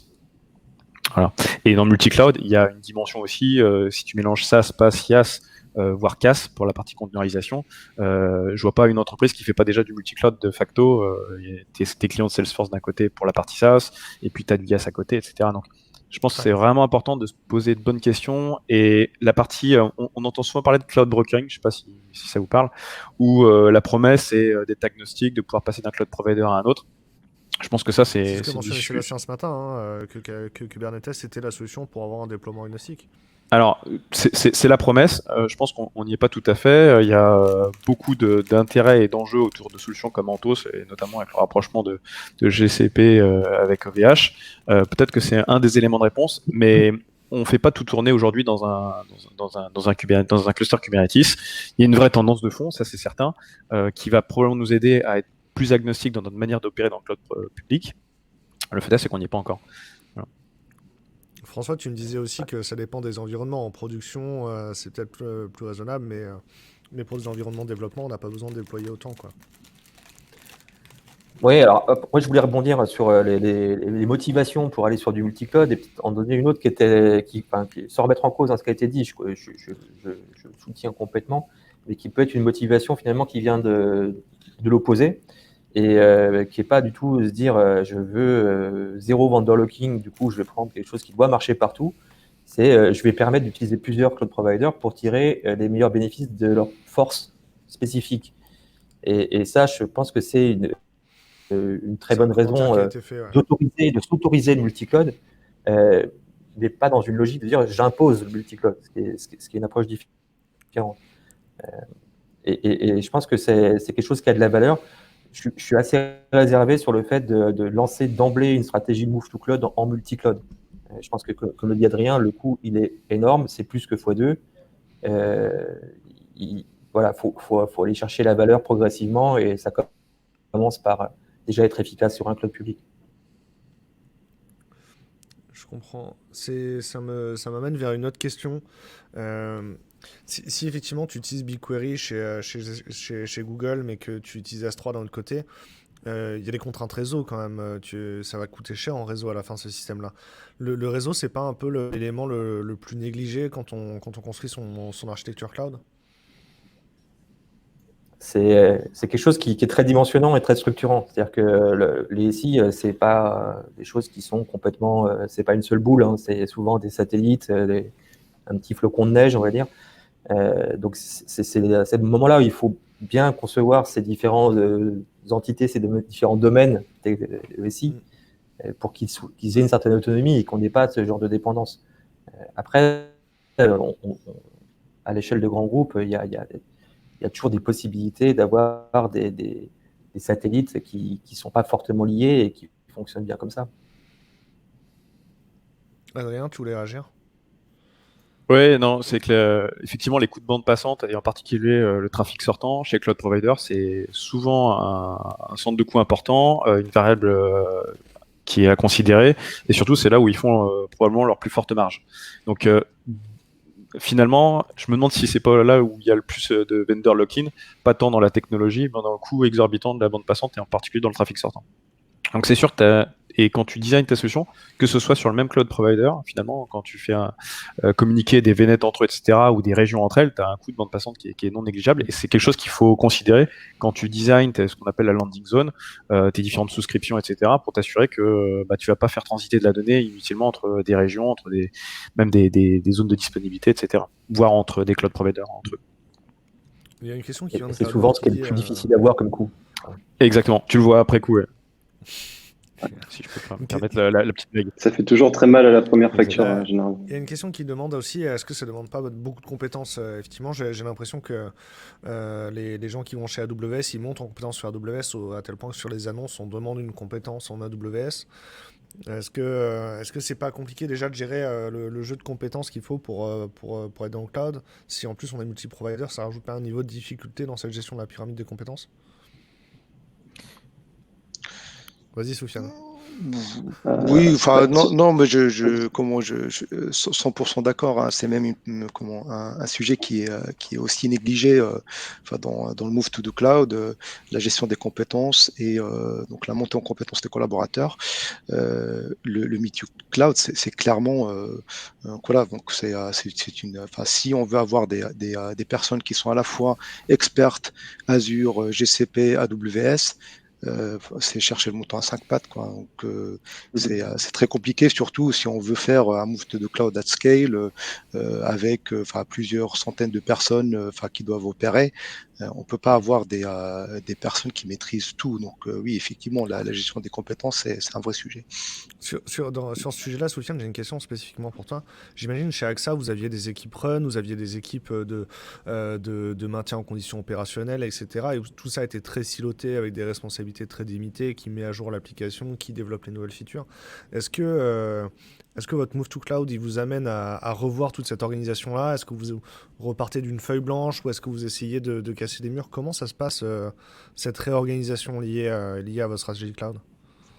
Alors, dans la stratégie cloud, bien évidemment, il y a des silotages qui est amené par déjà les capabilities du cloud, le fait que on veut tout automatiser, tout est scripté, il y a la limite entre le dev, l'ops et le run, elle devient de plus en plus fine.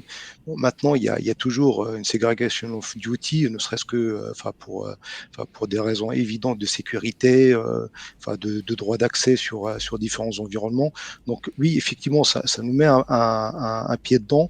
Maintenant, on est très vigilant, d'un point de vue sécurité, sur qui opère, qui déploie, sur quel domaine. Ça reste quand même présent et très important d'un point de vue sécurité. Giovanni, du coup, chez vous, c'est l'occasion de changer aussi l'organisation et d'avoir des équipes produits qui prennent en main l'ensemble de la pile du build au run? Ouais, complètement. Alors, chez ADO, on prône you build it, you run it. Ça impose aussi un changement structurel, un changement organisationnel, la façon de voir les choses. Toutes les équipes, en tout cas, sont responsables de leur déploiement, sont responsables de leur MCO, sont responsables aussi des services qu'ils utilisent. On a des services certifiés à l'intérieur d'ADO, des services corporate qui permettent soit d'innover, soit d'hoster du business critique. Et en tout cas, on prône l'autonomie des feature teams et des équipes produits. Pour en revenir juste avant sur un point de François là, sur les profils, j'ai envie de dire que c'est extrêmement important de faire confiance à un cloud provider. En tout cas, son premier cloud provider où on va hoster quasiment le 80-20. Parce que, en tout cas, si on utilise le multi-cloud sur une stratégie best of breed, effectivement, ça va demander un panel de connaissances et un panel de certification à l'intérieur des équipes qui est absolument colossal. Et effectivement, on a des cloud providers qui se démarquent par rapport à l'efficience de service, en tout cas sur la qualité d'un Kubernetes manager ou la force, par exemple, d'un Kinesis ou ce genre de choses. Effectivement, chacun a sa vitrine. Et il faut, encore une fois, c'est une question de trade-off. Mais tout dépend encore une fois de la stratégie multi-cloud. Et en tout cas, c'est un vrai impact sur comment organiser une structure IT et très étroitement lié en tout cas à l'ambition du groupe. Oui, encore une question sur le multi-cloud qui demande est-ce que l'intérêt c'est financier, technique ou pour éviter le vendor lock-in? Qu'est-ce qui vous motive à aller sur le multi-cloud? Ou c'est la résilience peut-être? Il y a la couverture de plaque, en tout cas en top 1, comme je disais tout à l'heure, chez ADO, c'est la couverture de plaque. Encore une fois, on fait confiance à Google, qui est notre partenaire stratégique sur le cloud. On utilise aussi du Azure. Et on a très certainement des services SaaS managés sur du AWS. Et je dis ça très certainement parce que par rapport à utiliser du SAP ou un Contentful ou autre, derrière, il y a très certainement d'AWS puisqu'on les déploie pas sur notre net. Donc, top 1, couverture de plaque. Top 2, ventilation des domaines de panne. Et j'ai envie de dire sur le top 1, vu qu'on propose des plateformes et dans notre checklist de customer, il y a la Russie. C'est d'autant plus important que d'être multi-cloud, puisque la Russie a ses propres stratégies, ses propres visions sur le cloud, sur la gestion du trafic, très en autonomie. Donc sans être multi-cloud, des pays comme la Russie ne peuvent pas être adressés. C'est une question qui a été mentionnée en commentaire lorsque Adrien mentionnait Anthos, un utilisateur trouvait que c'était assez essentiel. Oui. Comment tu fais? Vous avez des équipes d'advocates internes. Est-ce que votre projet c'est de former toutes les équipes au cloud ou est-ce que la compétence sur le cloud elle est managée dans une équipe? Quelle est votre stratégie sur ces compétences-là au niveau d'ADO? On a un noyau, c'est-à-dire la stratégie cloud appartient à un domaine qui permet en tout cas de distribuer, de travailler la maturité de toutes les équipes, d'organiser en tout cas, on a des cloud advocates exactement. Mais le but, c'est vraiment de distribuer cette responsabilité. Le choix d'un cloud provider appartient à ce domaine, appartient à la stratégie globale. Le choix d'une stratégie multi-cloud et de quels cloud providers sont intégrés dans le multi-cloud, ça appartient aussi à cette équipe en co-construction. Ils portent la décision, mais ils la co-construisent avec les équipes. Mais par contre, c'est aussi leur responsabilité d'avoir l'ensemble des équipes produits qui consomment des services SaaS sensibilisés. Par exemple, d'utiliser un GAE avec une stratégie multi-cloud. Par exemple, ce n'est pas dans la couverture d'Anthos. Il faudrait plus privilégier du Cloud Run ou privilégier du Kubernetes. Sauf que, pareil, Kubernetes, sa façon de provisionner des nœuds, etc., tout est différent par rapport à d'autres providers. Donc, encore une fois, c'est vraiment dans une optique d'autonomie des équipes. On propose énormément de formations, de certifications. On travaille avec des partenaires Google pour former toutes les équipes directement sur le terrain avec des vrais use cases métiers. On propose aussi des meet-up, on propose aussi à l'ensemble des équipes produits de participer à des conférences, en tout cas de s'ouvrir à ce qui se passe et toujours avoir en tout cas le zoom out du terrain par rapport à en tout cas, tout ce qui se passe autour du cloud actuellement qui est en effervescence. Les talks vont reprendre à 14h45, effectivement, on est un peu à la bourre. C'est pour ça que chez Cloudnor, ils vont partir. Adrien, j'ai une question pour toi. Comment vous gérez les compétences? Est-ce que le DevOps est le couteau suisse qui sait répondre qui a toutes les compétences pour faire le métier? Ouais, ça rejoint un peu ce qu'évoquait Soufiane, c'est qu'avec l'avènement du DevOps, effectivement, on a cassé des silos. Les collaborateurs ont vocation à forcément automatiser, utiliser les API des cloud providers qui permettent, à travers l'infrastructure as code, de déployer des stacks complètes en très peu de temps. Donc, ils doivent s'approprier des concepts autour du réseau, autour de la vertu, du stockage et ainsi de suite. Et puis surtout, toute la partie release engineering avec les chaînes de CI/CD, etc. Néanmoins, par rapport à la complexité et les subtilités des différents services PaaS, qui soient spécifiques à un cloud provider ou des technos qui répondent à des problématiques très spécifiques. Je pense que notamment à toute la partie SQL, NoSQL, que ce soit du Cassandra, du MongoDB, etc. Chaque technologie a une profondeur technique qui est extrêmement importante.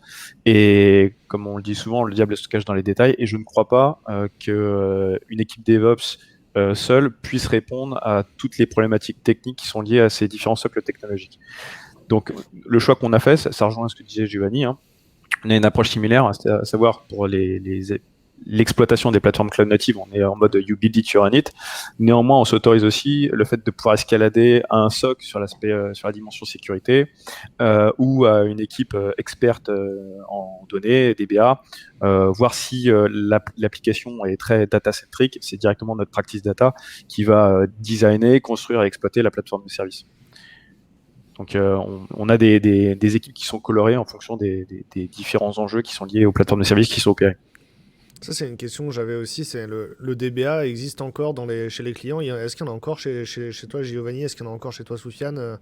Est-ce que le DBA ou le sysadmin, c'est pas des métiers qu'on va cacher derrière le cloud provider in fine, quoi? On a toujours oui, des DBA. Vous avez toujours Pardon, des vas-y, DBA?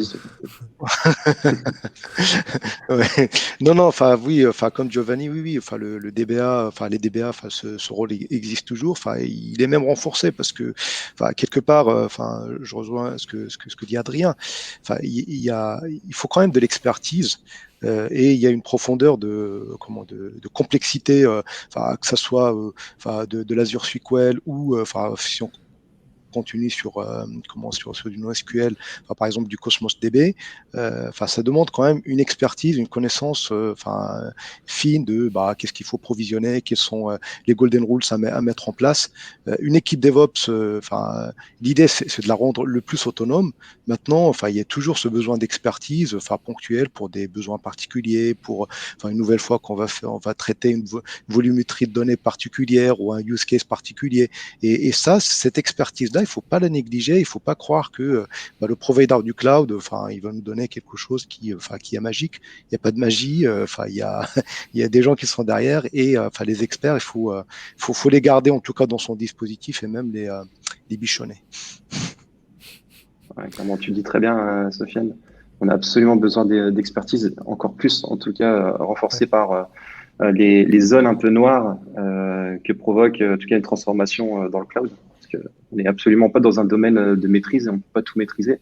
Donc, pas les DBA, les sysadmins. DevOps, pour rappeler, c'est quand même une façon de fonctionner. C'est pas un poste, parce que j'entends beaucoup parler de je recrute un DevOps, sauf que oui, on recrute peut-être une personne qui fonctionne en DevOps, mais derrière, on a un software engineer, on a un développeur peut-être, etc. Donc, ouais, d'autant plus, je pense que le rôle d'un DBA actuellement avec l'augmentation des volumétries de données, la restructuration des organisations, par exemple comme ADO autour du data-driven, le terrain de jeu change, les rôles sont les mêmes, sont d'autant plus importants, mais les terrains de jeu changent, les technologies évoluent, etc. La question a fait réagir, j'en ai une autre qui va faire réagir après. Mais cette remarque-là, elle me paraît pertinente, c'est que j'ai l'impression que du coup, dans vos infrastructures, les experts deviennent très transverses, du coup, alors qu'avant, ils étaient très silotés, les experts. Est-ce que du coup, on a encore besoin du chef de projet IT qui fait la communication, qui est transverse à toutes les compétences dans une équipe? L'expert chez vous, il se déplace tout seul, non? François, tu n'as pas eu beaucoup la parole, Ouais. tu veux commencer? Non, mais voilà, pour moi, je raccroche ça à la démarche DevOps. C'est-à-dire qu'effectivement, pour être DevOps, c'est pas un job. Ça me donne encore des boutons quand on parle de recruter ou d'un besoin d'un DevOps. C'est une démarche, c'est une culture. Et ça passe par le rapprochement des activités Dev et Ops. Et typiquement, là où ça passait par quelqu'un qui centralisait, qui pilotait, l'objectif pour que ça fonctionne bien, c'est qu'on ait une collaboration. C'est que ça se fasse de manière transversale. Il y a des experts, il y a des gens faut pas croire que les gens se connaissent tous. C'est pas vrai. Le cloud, ça rajoute une couche d'attraction par rapport à tout un tas de choses qui existent depuis longtemps et sur lesquelles il y a besoin d'expertise. Et voilà, quand on a des problèmes compliqués, on sait très bien qu'il faut descendre souvent d'un ou deux crans d'abstraction pour savoir les traiter. Donc les experts, on les a toujours. Et le couteau suisse, j'y crois pas, même si on est souvent sur des profils qui ont effectivement beaucoup de compétences différentes. Mais pour moi, ça passe par la collaboration, par des changements d'organisation. Et le modèle organisationnel qu'on met en place, c'est quelque chose qui est vraiment essentiel, qui est, je pense, une clé de voûte des organisations qui vont sur des go-to-cloud avec des démarches DevOps. Et il n'y a pas une démarche unique, ça dépend vraiment de l'organisation, de son fonctionnement. Chef de projet IT, non, non, je crois pas. Il y a un commentaire qui dit DevOps, SysOps, DevSecOps, c'est non, ça devient du marketing. Je suis assez d'accord. J'ai une dernière question parce que je ne veux pas vous prendre trop de temps. On a déjà débordé la time frame. La Zero Trust architecture, Adrien, tu me disais que chez vous, si on se connecte en SSH sur une machine, ça va casser l'immutabilité. Donc à terme, la machine va être déprovisionnée. Ouais, alors on a les deux cas de figure. On a encore des plateformes qui hébergent des workloads qui sont, tu sais, c'est Pet et Cattle. Je sais pas si ça évoque des choses aux personnes qui nous regardent, mais en gros, il y a deux manières d'opérer des plateformes. Il y a celle où ta machine est dite mutable et d'autres cas où ta machine est immutable. Et effectivement, si tu veux respecter le mantra de l'immutabilité, dès lors que tu te connectes en SSH et que tu fais la moindre modification, potentiellement, tu casses cette immutabilité. Donc, il y a certaines équipes qui ont fait le choix de détruire automatiquement la machine dès lors que quelqu'un s'est connecté en SSH dessus au bout d'1 heure. C'est comme ça, moins tu as l'autoscaling qui se déclenche et puis ça règle le problème. Voilà. Mais le monde de la conteneurisation nous emmène dans tous les cas vers l'immutabilité. Donc ça nécessite aussi que les applications se transforment ou prennent en tout cas en compte ces nouveaux patterns d'architecture justement pour être stateless, etc. Giovanni, de votre côté, est-ce que vous avez besoin de contraindre les équipes à respecter l'immutabilité? Comment vous mettez en place cette politique? Alors, on n'est pas, on va dire, talibans sur cette partie-là. On a des cyber security leaders, en tout cas, qui proposent un framework. Tout à l'heure, j'entendais dans les commentaires le DevSecOps, donc rajouter la sécurité dans les pratiques DevOps. Je pense que c'est extrêmement important. On est plus c'est un peu comme la qualité. La qualité, c'est toujours très difficile d'en faire parce que c'est perçu comme quelque chose soit de très coûteux ou de très lent, donc de ralentissant. Et forcément, dans un contexte où on veut être agile, le besoin ou d'aller plus vite, tout ce qui est lent, on vire, quoi.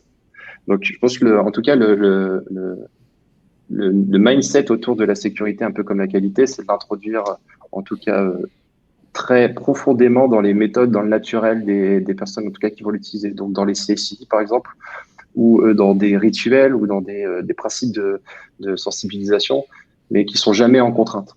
Et ça, en tout cas, ça prend beaucoup plus de temps. Et j'estime que sur du long terme, ce sera beaucoup plus stable et beaucoup plus respecté, on va dire, que plutôt d'arriver avec d'imposer. Moi, j'adore l'idée du SSH, en tout cas. Se connecter au SSH et de dropper la machine, ça, j'adore ça. Mais bon, on n'y est pas encore. Mais globalement, déjà, comprendre les enjeux de la sécurité, ça permet aussi d'avoir une sensibilisation de toutes les équipes pour éviter de prendre des risques inutiles. Surtout maintenant, dans l'époque où on peut se choper un ransomware qui peut bloquer ta boîte ou d'avoir des data leaks dans tous les sens. Ni plus ni moins, chaque équipe, en tout cas, a la responsabilité de ne pas déployer des données stratégiques sur le cloud, dans le public. C'est ni plus ni moins déjà qu'une première méga responsabilité dans les équipes produits. Et ça, il faut être sensible à ça. Parce qu'on peut déstabiliser un groupe entier avec de la donnée customer qui s'effrite. Donc déjà, en tout cas, c'est sur l'approche d'ADO, beaucoup plus dans le naturel, beaucoup plus dans l'automatisation dans le quotidien. Et Soufiane, de votre côté, sécurité, no trust, j'imagine que c'est des questions que vous vous êtes posées. Oui, tout à fait. Après, un peu pareil que Giovanni, effectivement, donc là, on mise beaucoup sur le mindset, sur les pratiques, sur l'automatisation. Ce qu'on a mis en place, c'est l'immutabilité, c'est plutôt au niveau des backups. Donc, on a créé une seconde immutable copy. Donc, l'idée, c'est donc voilà, moi pareil.